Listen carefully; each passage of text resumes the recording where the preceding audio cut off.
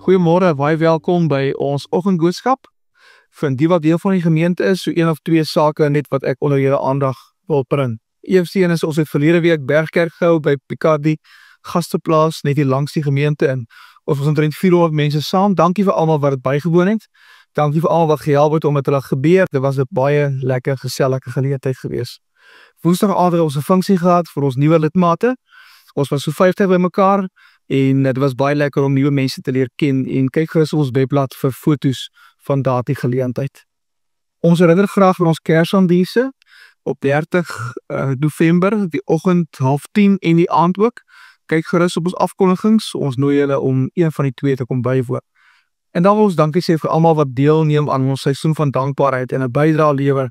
Ons het dit baie nodig om by ons drome uit te kom en julle help vir ons om daarby uit te kom en ons is dankbaar teenoor die Here. So, ons is in November, hierdie tyd is 'n tyd wat baie spesiaal is vir baie van ons. Ons sien uit na die einde van die jaar, met die Kerstyd, die feestyd wat aanbreek. Maar is ook 'n tyd wat ons baie besig is. Ek hoor oral waar ek praat, mense is baie besig, was baie moeg, hulle maak klaar, hulle beplan al reeds vir volgende jaar. En dan is dit ook 'n tyd van herinnering, waar ons terugdink oor die jaar en regtig wil dankbaar wees, dankie sê vir die Here, dat hy vir ons op so 'n manier onderneem en vir ons sorg. En dis Adventstyd wat nader kom. Die 4 Sondae voor Kersfees, hier van begin Desember af is Adventstyd, waar ons se leef met 'n verwagting van die Jesuskind se geboorte wat ons saam gaan vier. En mag ons almal dit geniet en dit 'n baie mooi tyd vir ons almal wees. Ek wil 'n baie mooi vers lees wat vertel van die goedheid van die Here en ek wil dit in Engels lees, Engelse vertaling. Waarskynlik sal jy dit ken, kom uit Klaagliedere 3 vers 22, gaan oor die genade van die Here. The steadfast love of the Lord never ceases. His mercies never come to an end. They are new every morning. Great is your faithfulness. Kom ons sê dankie vir die Here. Here, dankie dat ons met hierdie vers kan begin, waar ons hoor van u goedheid en van u genade, waarin daar nie einde is nie. Trouwens, Here, u kom gee vir ons nuwe geleenthede, nuwe drome, nuwe dinge wat u wil hê ons moet doen en wat ons moet wees as ons saam met u op pad loop. En dankie dat u uself kom verbind aan ons om so hierdie pad te loop. Wil u vanoggend vir ons saam seën wat ons gaan lees en wat ons gaan oordink. Alles tot verheerliking van u naam. Ons bid dit in die naam van Jesus. Amen. Ons gaan vanoggend 'n baie bekende gedeelte saam lees. Ek dink wanneer ons met die Bybel besig is, Bybelstudie doen of selfs lees, dan is daar altyd 3 belangrike vrae wat ons vir onsself moet vra. In die eerste plek moet ons vra, wat sê hierdie gedeelte vir ons oor God? So ons gaan dit vanmôre saam met hierdie gedeelte saam kyk. In ander woorde, kom ons ontdek bietjie wie is God, hoe werk hy, hoe lyk sy hart en hoe lyk sy karakter as hy met ons praat en vir ons sekere dinge kom vra as God van ons lewe. Die tweede ding wat ons moet vra is, wat sê dit vir my oor my as mens? Dan word ek meet myself onmiddellik aan dit wat ek daarin lees, aan wat die Here vir ons as mense in sy woord kom gee. En dan kyk ons bietjie, hoe moet die mens reageer op dit wat die Here vir ons kom sê oor wie hy is? Hoe kan ons inpas by sy plan, of dalk nie inpas nie, maar tekortskiet? En waartoe word ons dan geroep as mense wat beelddraers van God is? God en die mens, derde een, ons moet vra, wat moet ek dan nou gaan doen? Wat se aksie kom vra hierdie gedeelte vir my wat ek moet doen? Ons glo God praat elke dag met ons. En hy wil ons in lyn bring met God se wil vir ons lewe. En dit vra altyd 'n reaksie. Om te glo of om te verander, om te vergewe, dalk om opnuut gehoorsaam te wees, maar daar word 'n aksie van my en jou gevra. So word ons saamlees van die Bybel nie net iets wat oor kennis gaan nie, maar dit word 'n ontmoeting met ons Hemelse Vader. Kom ons lees hierdie gedeelte. Dit is die gelykenis van die verlore seun, Lukas 15. Kom ons lees dit saam. Vanaf vers 11. Daar was 'n man wat 2 seuns gehad het. Die jongste het vir sy pa gesê, "Pa, gee vir my die deel van die besittings wat my toekom." Hy het die goed tussen hulle verdeel. Die land daarna het die jongste seun alles tot geld gemaak en van die ouer huis af na 'n ver land toe vertrek.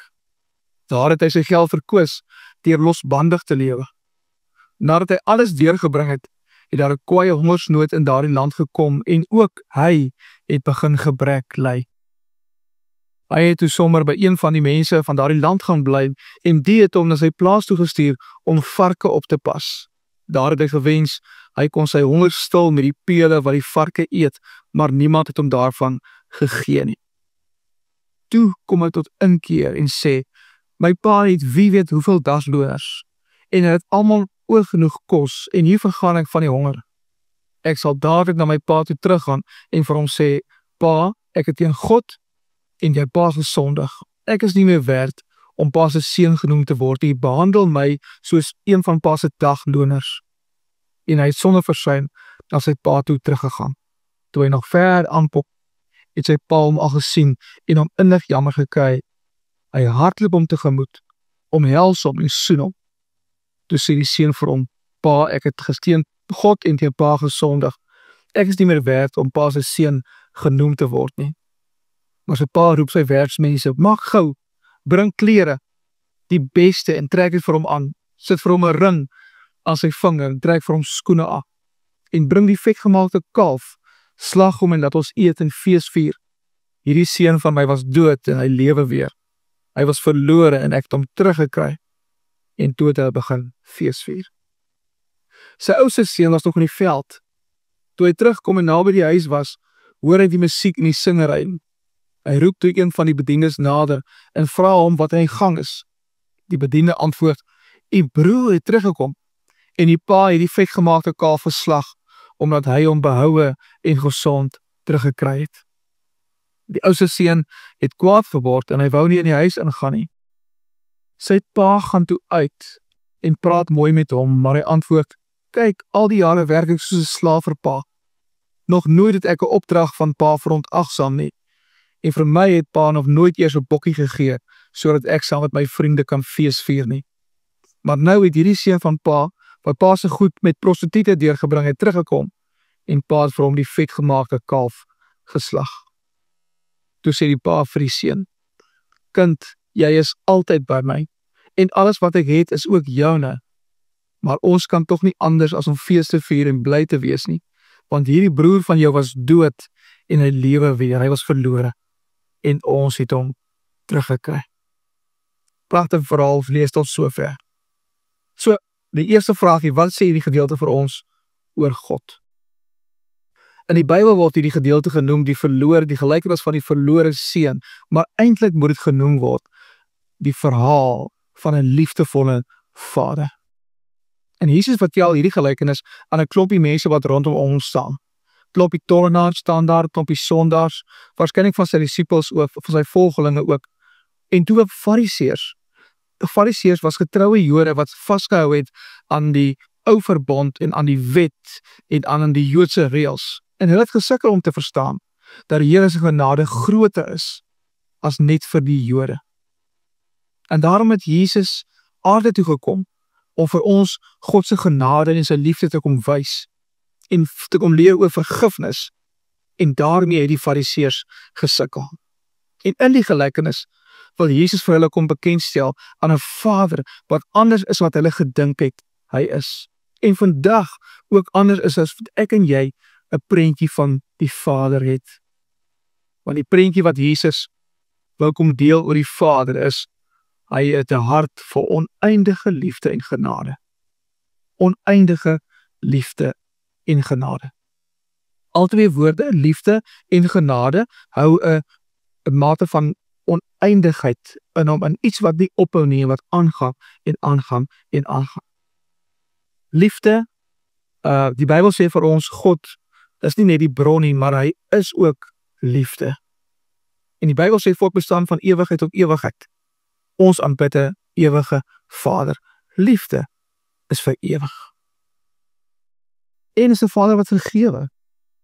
Jesus praat 'n paar keer daaroor as hy vir mense sê julle moet vergewe, en Jesus sê julle moet 70 maal 7 keer vergewe. Wie kent daai oneindigheid van die genade en die liefde van die Vader? As jy kyk in ons gelykenis, dan kon die verlore seun nie nog meer verlore gewees het nie. Die band was afgesny, maar nog steeds vergewe die Vader die seun. Kan jy sien iets van daai oneindige liefde en genade? Op 'n stadium vertel Jesus die gelykenis van die saaiër, wat ook die Vader se beeld vir hulle wil verduidelik, wat saai op al die soorte grond. Die mense wie se harte soos harde grond is, hulle ontvang saad. Die mense wie se harte soos rotsagtige grond is of vol onkruid is, hulle ontvang saad. En ook die wat so sagte, goeie grond is, sonder voorboud, sonder voorvereiste, kan jy die oneindigheid van die Vader se genade en sy liefde hoor. Amper asof die Vader sê, hy saai sonder om te dink waar hy saai, of sonder om te dink aan wie hy die saad gee. Maar in aller waarheid is dit eintlik, hy gee juis omdat hy aan almal dink wat sy harte soos verskillende soorte grond is. En nie omgee wie dit verdien of wie dit nie verdien, want hy gee oneindig.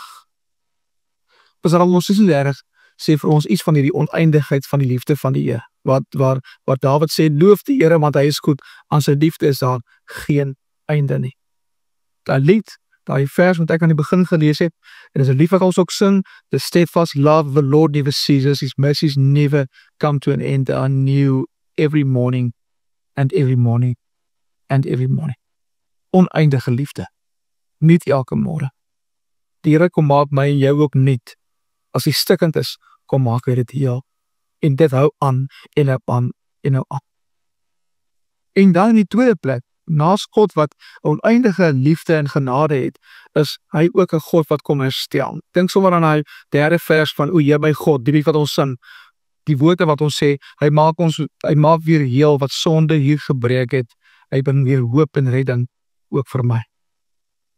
In Jesaja 61 is daar 'n baie mooi gedeelte waar die profeet eintlik kom sê wat die Messias se werk is. Hy kom praat namens die Messias wat ons weet Jesus sou wees. En dan sê hy daar, die Messias, aan God self kom sê, die Gees van die Here, ek het sy ou vertaling, die Gees van die Here is op my, omdat die Here my gesalf het om 'n blye boodskap te bring aan die ootmoediges. En dan hierdie gedeelte, hy het my gestuur om te verbind die gebrokenes van hart. Hy kom herstel. Iets wat dit eintlik beteken letterlik is dat ons harte soos 'n stuk glas is wat val in stukkies breek en God kom en hy tel al die stukkies op en hy kom maak dit weer heel, hy verbind ons harte. En hoe beleef ek en jy dit nie elke dag nie? Hoe kan ons hier ook getuig van dinge wat breek aan ons en rondom ons en ons voel iets breek in ons as iets gebeur nie? En elke keer is die Here daar met sy genade wat genoeg is en hy kom herstel ons stukkie vir stukkie. Hy herstel ook waardigheid van mense. Hier in hierdie gedeelte kom herstel hy die waardigheid van hierdie verlore seun wat weg is en alles weggee. Hy het nie meer klere nie, hy het nie meer enige iets van waarde nie. En skielik kom hy en hy kry 'n ring, hy kry skoene, hy kry 'n nuwe kleed, 'n nuwe identiteit.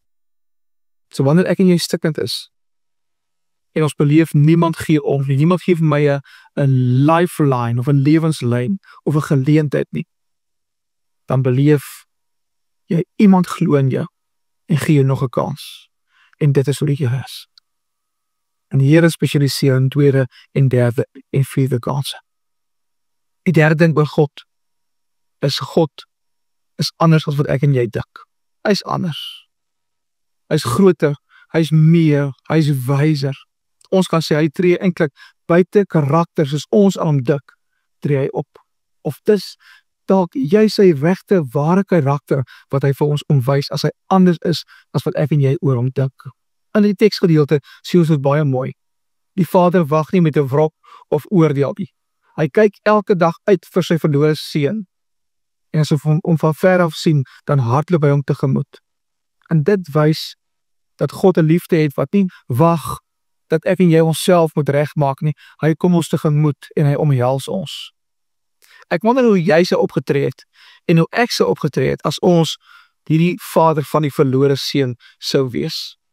Ons sou waarskynlik seer gemaak gevoel het, verwerp gevoel het, gedink het jy wou mos, of ek het jou mos gesê, of ek sal dit doen, maar, en dis nie hoe God, die vaderfiguur in hierdie gedeelte optree nie. En 'n paar mense kom sê, hierdie versie van die Vader is een van die mooiste versies in die Bybel. Hierdie versie wat sê, toe hy nog ver aankom, is hy pa hom al gesien, hom innig jammer gekry. Hy het hom tegemoet gehardloop om die hals en hom gesoen. Luister bietjie na wat 'n paar bekende mense het, waarvan ons nou al gehoor het, sê oor hierdie versie. Henry Nouwen, die baie bekende priester wat hoeveel boeke geskryf het, hy skryf in die boek The Return of the Prodigal Son, skryf hy, dit is die kern van God se liefde, hierdie versie. Hy sê God hardloop na ons toe, nog voor ons verskonings kan maak. Hy sê dit is die oomblik, dit is daai oomblik, wat genade eenvoudig oorneem. Tim Keller, bekende skrywer en prediker, hy skryf in die boek The Prodigal God, skryf hy, God se liefde beweeg altyd eerste. Hy sê, die verhaal gaan nie oor een verlore seun nie, maar oor 'n vader wat verlore kinders kom soek. Want hierdie gedeelte gaan eintlik oor God. John Eldridge, wat 'n bekende boek ook geskryf het, The Wild at Heart, is een van sy bekende boeke. Hy skryf in die boek The Journey of Desire, en dan sê hy, God wys in hierdie verhaal, in hierdie versie, sy emosionele hart. En dan skryf hy, when God sees you returning, he runs. En dan sê hy dat God se hart nie koel en ver is nie, maar dat God wild lief het en beweeg. Dis mooi gesê, né? God se liefde is 'n wilde liefde waar hy nader aan ons wil kom en ons wil kom omhels. Hy beweeg na ons toe. Hy vergeet sy waardigheid as hy sy kind kan vashou. Charles Spurgeon, een van die grootste predikers van alle tye, hy noem hierdie vers the gospel in miniature, die evangelie een toneel. Stephen Joubert, wat ons goed ken, hy sê in sy boek Radikale Sprong, hy sê hierdie oomblik wys hoe God uit sy wêreld in ons gebroke wêreld inhardloop, van een wêreld na 'n ander wêreld, nie met oordeel nie, maar met oop arms. So 'n bietjie getroue spot. Hy nader ons elke keer eerste. In die verhaal is ons in vers 20, wanneer die verlore seun terugkom, maar ook wanneer die oudste seun buite kan staan en hy hoor hierdie feesgeleentheid en hy's ongelukkig daaroor, dan sien ons, dan kom die vader na die verlore seun toe, hy hardloop na hom toe, hy kom uit na die ouer seun toe om met hom te praat. Hy reik altyd eerste uit na ons toe. Want in hierdie lewe waar ons soek en waar ons wegraak en waar ons gevind word, maak dit nie saak wat die oorsaak of omstandighede is waarin ek en jy is nie. Dis 'n God wat ons verras met sy onverklaarbare liefdesobsessie met my en met jou. Ja, dis wat hierdie gedeelte oor God sê. En ek dink ons kan omtrent hierby ophou, maar kom ons kyk na die twee ander dinge ook. Wat sê dit vir ons oor God? Het ons nou gehoor, maar wat sê dit vir ons oor ons as mense? Wel, behalwe die pa in die verhaal, is daar twee seuns wat 'n rol speel, die verlore seun en dan ook die oudste seun. En dit wil iets kom sê soos, Jesus wys twee verskillende maniere waarop 'n mens verlore kan wees. Die een buite die huis, verlore seun, en die een binne die huis, die oudste seun.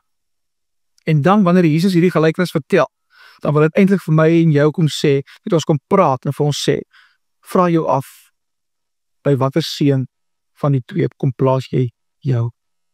Baie ooreenkomste is in die twee. Albei is selfgerig, dink dit aan jouself. Albei is op hul eie manier vervreemd van die Vader. Die jonger seun is vervreemd deur 'n sigbare rebellie en sonde wat hy het. Die ouer seun deur 'n selfgerigtheid en trots wat hy wegsteek in homself. Albei voel vir onreg. Die een voel hy is geregtig op sy eie keuses, op sy eie besluite. En dan ervaar hy leegtyd en hy weet nie hoe om uit hierdie leegtyd uit te kom nie. Ek was verlore in my sonde en van die goeie weg vervreem, is daar die lied wat ons sing. Die ander een voel dat hy reg leef en daarom nog meer verdien. Selfsugtig omdat dit sy vader is. En hy leef naby sy vader, so hy het die reg om alleen versorg te word. En dis baie keer hoe ons as gelowiges voel, as die Here met sy genade en sy liefde uitreik na mense wat buitekant ons kring beweeg. So beide beleef vir hulle self en nie vir die Vader nie. Albei verstaan die hart van die Vader verkeerd. En dit laat mens dink, watter seun is regtig die verlore seun in hierdie verhaal? Maar albei word gesoek deur die Vader. Die een As hy ver is, word gesoek, die ander een word opgesoek, waar hy tussen sy eie mense wegraak. En ek en jy is ook so. En wanneer ons dink aan God en sy ewige liefde en genade, kan ons nie anders as om te besef dat dit vir ons is en van ons is van wie Jesus hier praat nie. Dis vir die mens is. Derde vraagie, wat vra die Here dan van ons? Wat moet ons nou gaan doen? Ongelooflik dat die Bybel vertel dat die Here vir ons 'n feesmaal voorberei, soos in hierdie gelykenis ook. Ja, ons lees in Psalm 23, daai pragtige gedeelte, God berei 'n feesmaal, 'n tafel vir ons voor waar ek en God moet gaan sit en gemeenskap moet hou en saam moet wees en intiem moet verkeer in 'n wonderlike verhouding. Ons lees in Openbaring 3 vers 20, daai gedeelte waar ek staan by die deur en my klop, as iemand oopmaak, sê Jesus, sal ek ingaan en saam met hom maaltyd hou. Feesmaal. En nog baie ander gedeeltes wat sê God het regtig 'n behoefte om 'n feesmaal saam met my en jou te hou. Die Here wil hê ons moet by hom kom aansit. Ek dink dis wat die Here vir ons vra. Wat moet gebeur? Ek moet by sy tafel kom aansit. So hoe gebeur dit? In ons verhaal gebeur dit wanneer die verlore seun in die vatbok sit en lus is om van die pele te begin eet. Hy is so honger. En dan staan dan vers 17 en 18. Toe kom hy tot inkeer en sê, my pa het wie weet hoeveel dagloners het oor genoeg kos, ek vergaan nie van die honger, ek sal dadelik aan my pa teruggaan en vir hom sê, pa, ek het teen God en jou pa gesondig. Hy kom tot inkeer. Dis sy reaksie. Om tot inkeer te kom beteken iets in my en jou verander, ons om tot inkeer, sy hart verander. En dit is wat hierdie verhaal vir my jou kom vra en ons kom doen. Die Here kom vra vir ons, kom verander jou hart. As jy dink aan my, as jy dink aan wie jy is. En in die konteks van die gelykenis beteken dit dat ons, wat een van die twee verlore seuns is, moet dink aan die Vader se onvoorwaardelike liefde en na hom toe draai. Interessant dat dit wat die Here in ons wil doen by ons hart begin. En John Eldridge kom sê iets daarvan in sy boek Waking the Dead. Luister wat sê hy sê, all transformation begins with a turning of the heart. When the heart turns, everything else follows. Mooi gesê. In ander woorde, waarin bekering begin nie by gedrag wat verander nie, maar dit begin by die herstel van die rigting waarin my hart draai. Na wie toe, of in watter rigting my hart draai. En dis een van die mees betekenisvolle sinne in hierdie Bybel, in hierdie gedeelte ook. Die jonger seun sit tussen die varke, fisies ver, maar nou begin iets binne in hom te verander. Dis die reaksie wat die Here van my en jou kom vra. Hy het lank al sy geld verloor. Hy het lank al sy trots verloor, sy vriende is weg. Maar nou besef hy het nog iets diepers ook verloor, die verhouding met sy Vader. En daardie oomblik van inkeer is nie net 'n besluit in die kop nie, is 'n draai van sy hart. Wanneer die hart glo, volg jou mond in jou lewe. Die terugkeer van die verlore seun begin nie met sy voete nie. Dit begin met 'n innerlike besef. My pa het wie weet hoeveel dagloners wat dit oor genoeg kos. Iemand skryf hieroor en sê, the heart is a source of life, of our life, that we truly believe, what we truly believe in our hearts will always find its way into our actions. So wat vra die Here vanoggend van my en jou? Ek het al verwys na John Eldridge, die videokursus wat ons doen by die Bybelskool, Experiencing Jesus Really. En hy praat daar oor ons intieme verhouding met die Here en dat ons daarvoor gemaak is. En dan gebruik hy die term van, hy sê, hy praat van ordinary mystics.